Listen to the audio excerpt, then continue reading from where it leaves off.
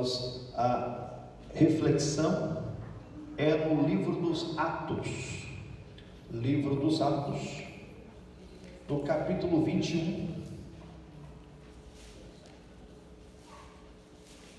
Livro dos Atos, Atos dos Apóstolos, Atos da Igreja, Atos do Espírito Santo. Capítulo 21. O versículo 4 é o primeiro versículo que eu quero levá-los à leitura. Está assim, ó. Você encontrou? Amém. Paulo está descendo nesse sentido a Jerusalém, tá? Ele pretende estar lá para a festa, que é chegar antes da festa do Pentecoste.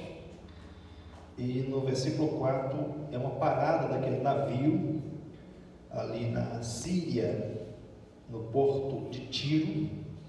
E aqui está o registro de que, chegando lá, o versículo 4, ele encontrou os discípulos, permaneceu lá durante 7 dias. É isso para você aí? 7 dias.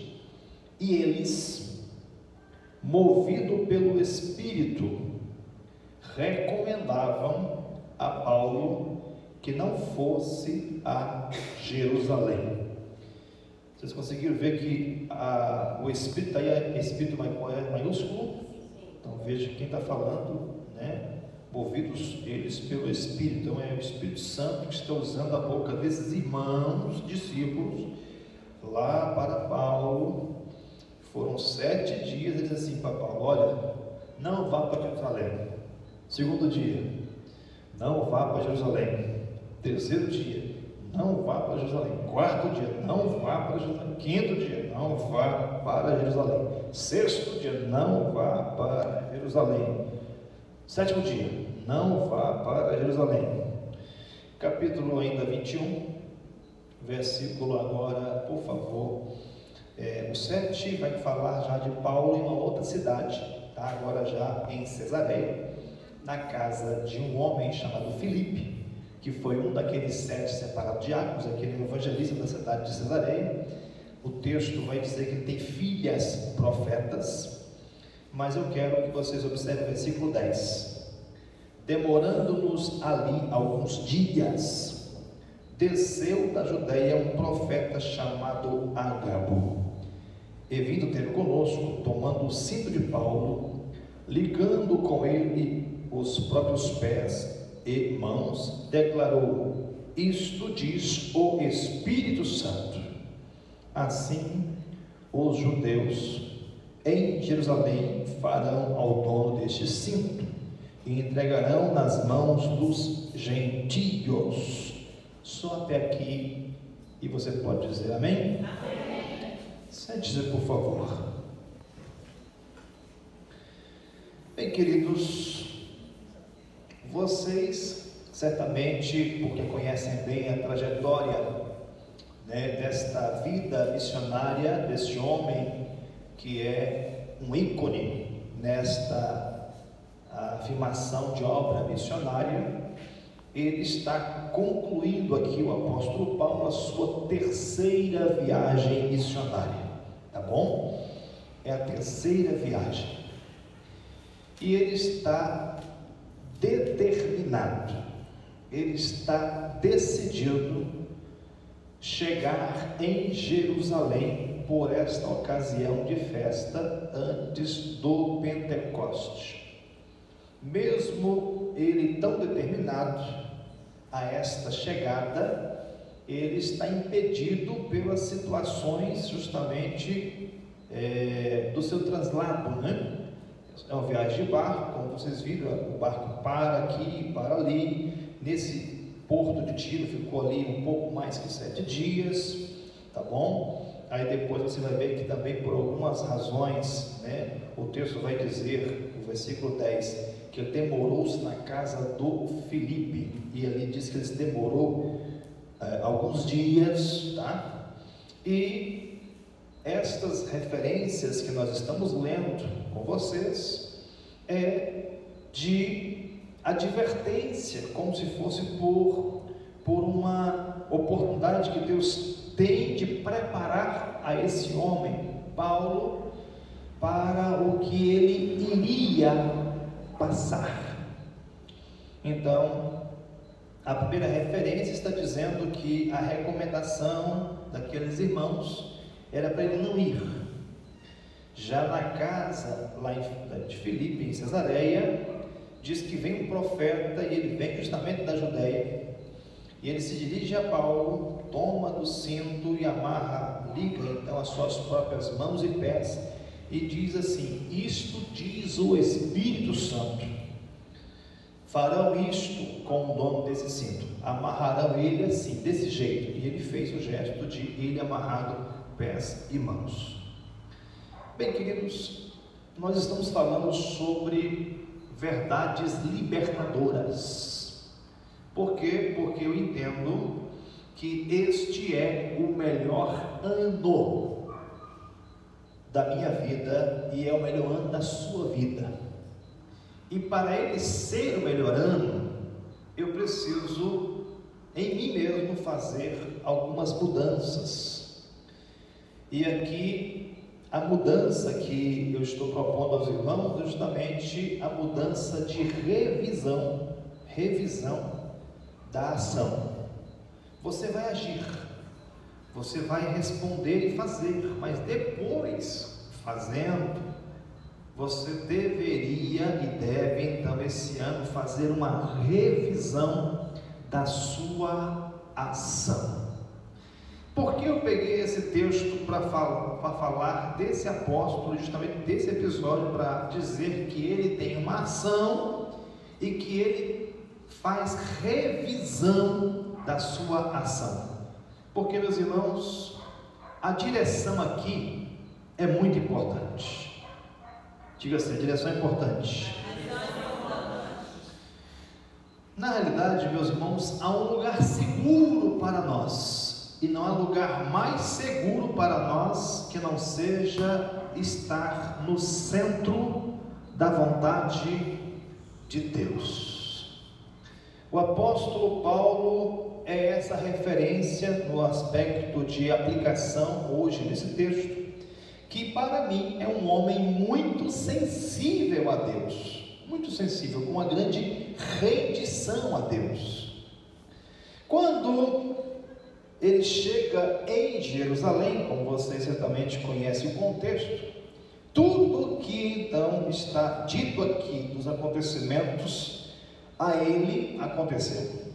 Ele foi realmente no templo por homens que se diziam crentes, cristãos, mas cristãos muito mais ligados à forma do judaísmo, aqueles crentes que conseguiam ser crentes do jeito que o judaísmo não perdeu na vida deles a forma de ser um judeu praticante. Então eles se diziam crente em Jesus, confessavam Jesus como Senhor e Salvador, mas pelo zelo que eles têm à lei de Moisés, na forma de crer no judaísmo, são crentes então judaizantes, eles têm Paulo como alguém que está profanando a lei, está desfazendo da lei de Moisés. Paulo, na realidade, chegou a falar em sua defesa, mostrando que nada do que eles estão afirmando, ou condenando, ou julgando, procede. Ele mesmo está lá, dentro do templo, de cabeça rapada, que era uma forma de dizer para eles que ele era praticante também do judaísmo, né? Mas escute, se ele foi preso lá, e lá ficou preso, inclusive com ameaças de morte, homens que queriam realmente vê-lo morto. Ele só não foi morto porque Deus criou uma situação que tomasse conhecimento da conspiração que era feita para o matar, e nisso ele foi tirado de Jerusalém e transportado para a cidade, onde seria como se fosse uma capital, de toda aquela região da Judéia, onde teria assim um governador, é como se pensasse uma forma de ser uma cidade com o poder de dominação sobre todas as outras cidades, e lá ele ficou preso também muitos anos. Chegou você a ler certamente esse texto envolvendo o tempo da sua prisão, que enquanto ele preso chegou até mudar o governador, a forma de composição, de liderança dali, algumas vezes. Um deles chegou a deixar Paulo preso porque ele ouviu dizer que Paulo trouxe dinheiro para poder cuidar de assistir os mais carentes. Então o texto vai dizer que ele esperava Paulo falar do dinheiro que trouxe. De certa forma está subentendido que esse que manteve ele preso, a seu bel prazer, está fazendo isso porque interessa-se, digamos, que Paulo pague para ser liberado. E Paulo se mantém preso. Quando ele se sente esquecido na prisão, aí sim Deus vem animá-lo através de uma visão, dizendo que ele deveria esperar e saber que ele está realmente no lugar certo, porque importa que ele seja apresentado diante do César, o imperador César. Por isso que ele depois é tirado daquela cidade, colocado naquele barco, que até sofreu naufrágio. Vocês sabem que a salvação deles foi através de chegarem a uma ilha chamada Malta, mas é claro que depois chegou ele, como diz o registro que temos em Atos, e também a história nos conta, chegou ele em Roma, e ficou morando numa casa e pregando ali a todos ali em Roma. Bom, esse é o contexto, mas por que então falar de revisão depois da ação? Se Deus começar a falar com você de uma forma que você tenha a oportunidade de tomar outro caminho, porque olha os irmãos dizendo: não desça a Jerusalém, não vá a Jerusalém, não vá. Você não imagina que um homem, depois de ter ouvido isso, e enquanto ele passa por todos aqueles vitupérios, porque ele mesmo foi maltratado e muito, quando ali pego em Jerusalém, no templo, você percebe os registros que falam de ter sido muito maltratado. Olha, a pessoa poderia pensar assim: será que eu tomei a decisão certa? Será que a minha ação, a ação que eu me movi em direção a Jerusalém, será que ela realmente foi a direção de Deus para mim? Porque, meus irmãos, a direção é muito importante. E aqui esse texto, de certa forma, parece mostrar a cada um de nós que Deus deu a ele como que uma oportunidade de seguir outro caminho. É como se Deus falasse assim: o caminho é esse, mas se vocês quiser escapar do que você vai passar, eu estou te mostrando antes que você pode não ir a Jerusalém. Mas quando ele decide, eu vou, aí Deus fala assim: bom, então veja como vão te fazer, esteja preparado para passar por isso e por isso. Então vamos entender aqui, por aplicação, duas coisas. A primeira é que o homem de Deus, ele não pode ficar movido por muitas vozes. Não é a questão da voz, porque olhando para o texto, o que dá para extrair do texto é que ele está justamente com a oportunidade de ver aonde está para ele a sua maior convicção. Escute, na hora em que você estiver enfrentando nesta vida dilemas, trilemas, na hora que você estiver imaginando que tudo está dando errado, acredite, para dar certo, talvez tenha que dar errado primeiro. Olha, olhando para esse prisma, como se fosse numa tela, escute, Paulo é um homem de oração. Quem é que diz? Diga eu.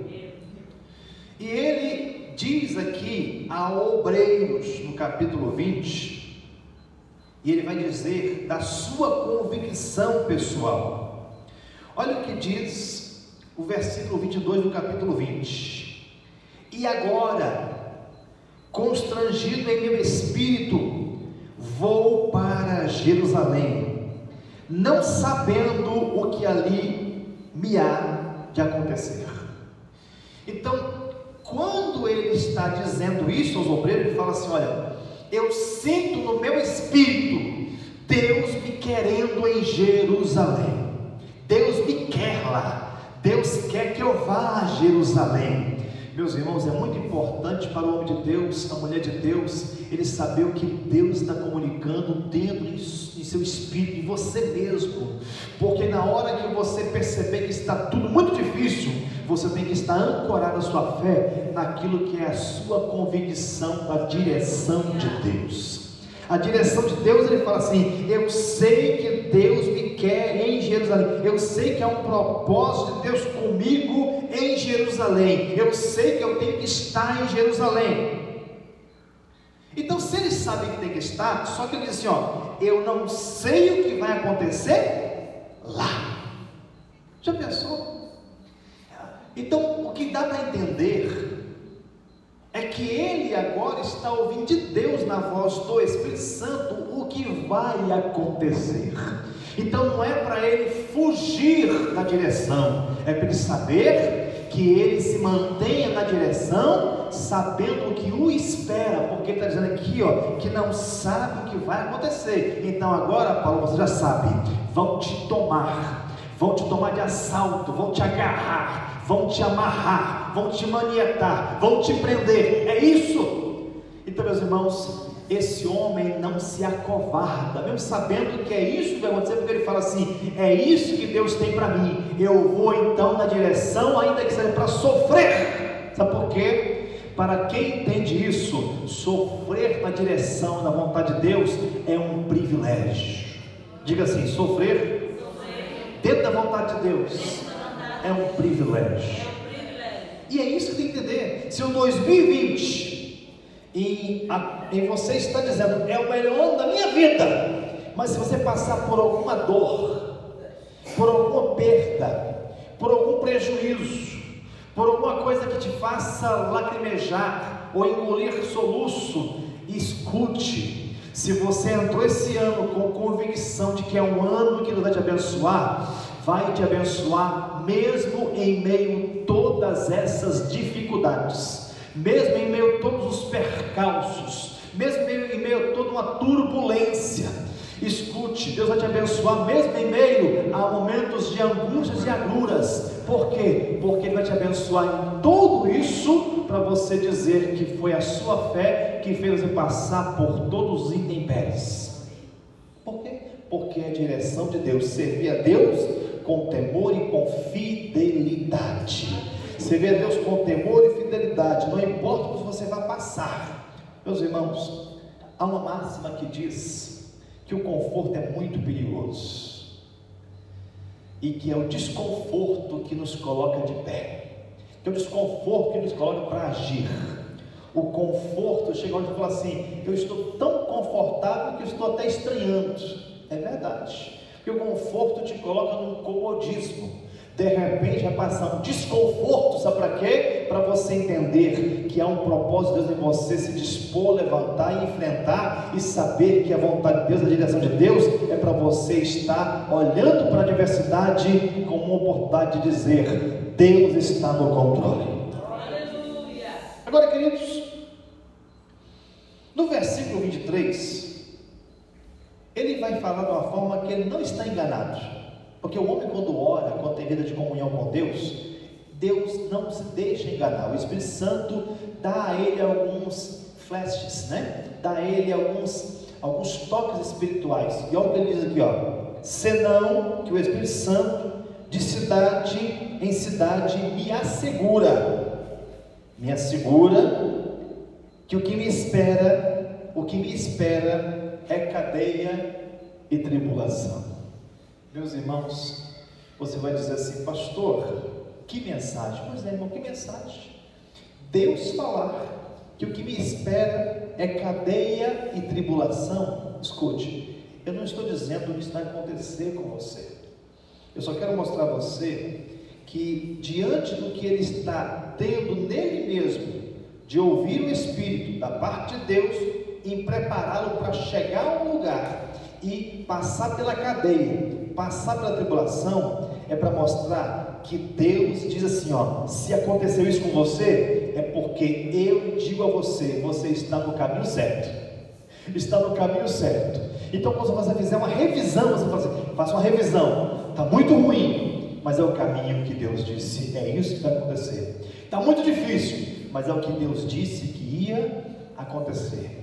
Eu quase estou, digamos assim, desistindo, mas é o caminho que você deve passar. Então quando você faz uma revisão e você vê que o que está acontecendo, o que Deus falou, não se assuste, é muito pelo contrário, olhe para o acontecimento e diga assim, olha, Deus falou e Deus está fazendo acontecer.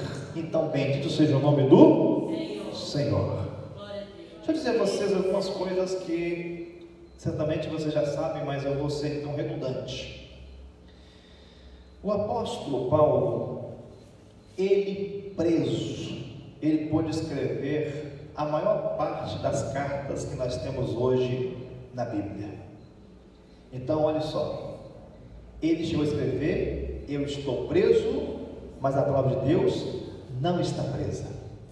Então Deus tirou proveito dele preso, para que também ele, ali preso, escrevesse cartas. Escute, meus irmãos, a maior parte do que nós temos hoje de afirmações teológicas, do que nós chamamos de teologia sistemática, são tiradas das cartas paulinas. Então, enquanto ele preso, Deus tirou proveito dele preso para que ele escrevesse muito, e tudo que ele escreveu, da parte que nos faz assim afirmar que temos no nosso compêndio, na nossa Bíblia, o que ele escreveu nos faz ter regra de fé e prática. Então vamos aqui aplicar isso.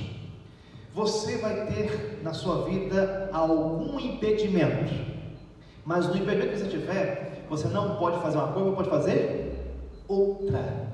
Ele não podia usar os pés para se locomover porque ele está preso, então está numa situação cerceado, mas a mente dele funciona e as mãos dele também. Então veja o que você tem para proveito de Deus. No momento em que você olha para a sua vida, como Deus querendo tirar proveito de você, naquilo que você pode fazer, faça. Eu ouvi recentemente o testemunho de uma pessoa que visitamos. Na realidade, visitei um pastor da CEADIF que andou internado, e também sua esposa o acompanhou, e visitando eles eu pude ouvir de testemunho do quanto eles pregaram naquele hospital, do quanto ela pregou naquele hospital. Então ela estava numa situação, mas o marido, digamos, considerada pela medicina de muita complicação, mas ali mesmo a obra de Deus foi feita. Então o nome de Deus foi glorificado. Então não importa, meus irmãos, o que nós estamos passando, o que importa é que o que nós passamos pode ser de proveito do nosso Deus ser glorificado, com o nome de Cristo sendo anunciado. Então Paulo tem aqui um tempo preso, mas um tempo para poder tirar, na forma de colocar o que seria a capacidade da revelação que ele teve escrita, para que eu pudesse hoje dizer para você que o que nós temos de verdade sobre salvação, em aplicação e provisão, quem explicou isso? Paulo. Para falar sobre redenção, justificação, glorificação, Paulo. Tudo isso no tempo em que ele está preso. Ele está escrevendo muita coisa preso. Agora, irmãos, o tempo dele de prisão também foi um tempo em que ele foi ouvido por muita gente, porque ele era tirado da prisão e era colocado para falar, e quando ele vinha a dar como sendo palavra em sua defesa, não estava apenas ele ali e aquele governador o governador chamava muita gente para ouvir. Muitos ali sentavam e faziam como se fosse uma plateia imensa de homens e mulheres que ouvia Paulo falar. Diz que ele falava com tanta graça de Deus, que um dia um homem falou assim: olha, Paulo, eu vejo que você lê muito, você é muito estudado e preparado, e essas muitas letras estão te fazendo delirar. Outra coisa que também foi dito: você falou tanto que eu estou quase me convencendo, né? E olhe, né? Não só eu, mas há muitos aqui que estão ouvindo, pode se convencer de tudo que você está dizendo. Aí ele falou: talvez você não se converta às cadeiras. E ele me aproveitou e falou assim: é verdade, eu queria muito que vocês todos realmente fossem como eu sou hoje, eu salvo em Jesus pelas verdades que eu tenho crido, né? Ele falou assim: então, é verdade que só as cadeiras que eu não quero que se converta. Meus irmãos, ele pregou para muita gente. Depois dele preso em Roma, ele fez defesa em lugares como se fossem anfiteatros, lugares imensos, com muita gente vendo e ouvindo ele falar. E é afirmado que ele pregou para mais gente enquanto preso do que enquanto estava livre. Então a prisão dele cumpria um propósito de Deus. Então tenta pegar na sua vida que as coisas que acontecem estão cumprindo um propósito de honrar o nosso Deus. Eu vou fechar com vocês num pensamento assim: quando ele está em casa de um certo Simão, na rua chamada direita, na cidade de Damasco, um homem por nome Ananias vai orar por ele e vai chamá-lo de irmão Saulo, e vai dizer: o Jesus que te apareceu no caminho falou comigo que eu viesse aqui, orasse por você e pusesse as mãos para você recuperar as suas vistas. Ele tinha ficado cego, na forma como o texto nos dá registro, que ele mesmo, Paulo, depois conta que ele ouviu uma voz que falou com ele que estava a persegui-lo. Ele fala: quem eu estou perseguindo? E a voz diz: eu sou Jesus, a quem você persegue. Naquele dia, Ananias foi um pouco relutante com Deus, querendo dizer a Deus que aquele homem era um homem que estava com carta e tinha autoridade e autorização para fazer muitos males aos cristãos ali de Damasco. E aí Deus chega a dizer assim a ele: Ananias, esse homem que você disse que é assim, é para mim um vaso escolhido, e eu vou levantar esse homem para pregar para reis, para muitos poderosos, e vou mostrar a esse homem o quanto ele vai sofrer por amor de mim.